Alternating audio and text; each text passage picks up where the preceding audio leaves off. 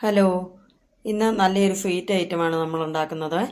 ഏത്തപ്പഴം കഴിക്കാൻ മടിയുള്ള കുട്ടികളെയും മുതിർന്നവരെയൊക്കെ കഴിപ്പിക്കാൻ നല്ലൊരു റെസിപ്പിയാണിത്. ഏത്തപ്പഴം കൊണ്ട് ഒരല്പം റിച്ച് ആയിട്ടുള്ളൊരു ബോണ്ട ഉണ്ടാക്കി നോക്കാം. എല്ലാവർക്കും ഇഷ്ടപ്പെടുന്ന നല്ല രുചിയുള്ളൊരു പലഹാരമാണിത്. 2 വലിയ ഏത്തപ്പഴം എടുത്തിട്ടുണ്ട്. അല്പം പഴുത്തതാണ് എടുത്തിരിക്കുന്നത്. ഇനി അതിൻ്റെ തൊലിയൊക്കെ കളഞ്ഞ ശേഷം ക്യൂബ്സ് ആയിട്ട് കട്ട് ചെയ്ത് വെച്ചിട്ടുണ്ട്. ഇനി വേണ്ടത് അല്പം കിസ്മിസും കാഷ്യൂനട്ട് അരിഞ്ഞതുമാണ്. അത് നമ്മുടെ ഇഷ്ടം പോലെ ചേർക്കാം കേട്ടോ. ഞാനിവിടെ കുറച്ച് എടുത്തിട്ടുള്ളൂ. പിന്നെ 2 ഏലക്ക നന്നായിട്ട് ചതച്ചത്. ഏലക്കാപ്പൊടി ഉണ്ടെങ്കിൽ അതാണ് നല്ലത്. ഒരു തേങ്ങ ചിരകി എടുത്തിട്ടുണ്ട്. അത് പച്ചത്തേങ്ങയാണെങ്കിലാണ് ടേസ്റ്റ് കൂടുതൽ. ആദ്യം തന്നെ ഈ സ്വീറ്റ് ബോണ്ടയ്ക്ക് വേണ്ടിയുള്ള ബാറ്റർ ഒന്ന് തയ്യാറാക്കി വയ്ക്കാം. ഇതിലേക്ക് ഞാൻ സോഡാപ്പൊടി ചേർക്കുന്നില്ല. അല്പം ക്രിസ്പി ആയിട്ടിരിക്കുന്നതിന് വേണ്ടി സോഡാപ്പൊടി ചേർക്കാതെയാണ് ബാറ്റർ ആക്കുന്നത്. 1/2 കപ്പ് കടലമാവും 1 കപ്പ് മൈദപ്പൊടിയും എടുത്തിട്ടുണ്ട്. അതിലേക്ക് 1 നുള്ള മഞ്ഞൾപ്പൊടി ചേർത്തിട്ടുണ്ട്. 1 നുള്ള ഉപ്പും ചേർത്ത് കൊടുക്കുന്നുണ്ട്. 3 ടീസ്പൂൺ പഞ്ചസാരയും കൂടെ ചേർക്കുന്നുണ്ട്. ആ ബാറ്ററിന് ചെറിയൊരു മധുരം കിട്ടുന്നതിന് വേണ്ടിയാണത്. ഇനി അത് വെള്ളം ചേർക്കാതെ ഒന്ന് നന്നായിട്ട് മിക്സ് ചെയ്യണം ആദ്യം.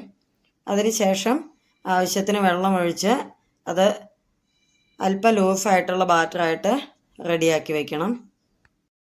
ഒത്തിരി വെള്ളം പോലെ ആയി പോകരുത്, എന്നാൽ ഒത്തിരി തിക്കായിട്ടിരിക്കുകയും ചെയ്യരുത്. ഇനി ഇതൊന്ന് അടച്ച് റെസ്റ്റ് ചെയ്യാൻ വയ്ക്കാം. ഒരു പാൻ ചൂടായതിന് ശേഷം 2-3 ടീസ്പൂൺ നെയ്യ് ഒഴിച്ചു കൊടുക്കാം. ഇനി അരിഞ്ഞു വെച്ച കാഷ്യൂനട്ടും കിസ്മിസും ചേർത്ത് ചെറുതായിട്ടൊന്ന് വറുത്തെടുക്കാം. ആ കിസ്മിസ് ഒന്ന് ബോൾ പോലെ ആയി വരുന്ന സമയത്ത് നമ്മൾ ചിരകി വെച്ച തേങ്ങയും കൂടി അതിലേക്ക് ചേർത്ത് ഒന്ന് വറുത്തെടുക്കാം.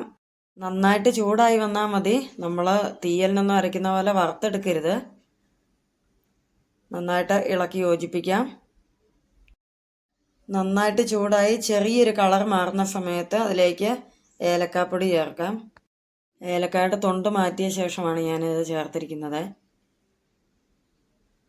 ഇനി നമുക്കൊരു 5 ടീസ്പൂൺ പഞ്ചസാരയും കൂടി ഇതിലേക്ക് ചേർത്ത് നന്നായിട്ട് ഇളക്കി യോജിപ്പിക്കണം. പഞ്ചസാര നമ്മുടെ ഇഷ്ടം പോലെ ചേർക്കാം കേട്ടോ. മധുരം വേണ്ടാത്തവർക്ക് പഴത്തിൻ്റെ മധുരം മാത്രം മതിയെങ്കിൽ ഷുഗർ ഒഴിവാക്കാം. ഇനി അതിലേക്ക് നമ്മൾ ക്യൂബ്സായിട്ട് അരിഞ്ഞു വെച്ച പഴവും കൂടെ ചേർത്ത് നന്നായിട്ട് ഇളക്കി യോജിപ്പിക്കാം. പാൻ നല്ല ചൂടായിരിക്കുന്നതുകൊണ്ട് ഈ പഴം പെട്ടെന്ന് കുക്കായി കിട്ടും.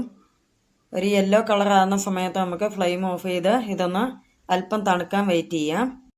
കൈ പൊള്ളാതെ അത് ചെറിയ ബോൾസായിട്ട് നമുക്കൊരു പ്ലേറ്റിലേക്ക് മാറ്റി വയ്ക്കാം. ഈ ഫില്ലിങ്ങിൽ നെയ്യ് ചേർത്തിരിക്കുന്നതുകൊണ്ട് കയ്യിൽ ഒട്ടിപ്പിടിക്കുകയൊന്നുമില്ല. പൊട്ടിപ്പോകാത്ത രീതിയിൽ ഓരോ ബോൾസായിട്ടത് നമുക്ക് റെഡിയാക്കി എടുക്കാം. നല്ല ഒരു മണമൊക്കെ വരും നെയ്യിൽ ഇതെല്ലാം വറുത്തെടുത്ത്. ഇപ്പം തന്നെ കഴിക്കാൻ അത് നല്ല ടേസ്റ്റാണ്.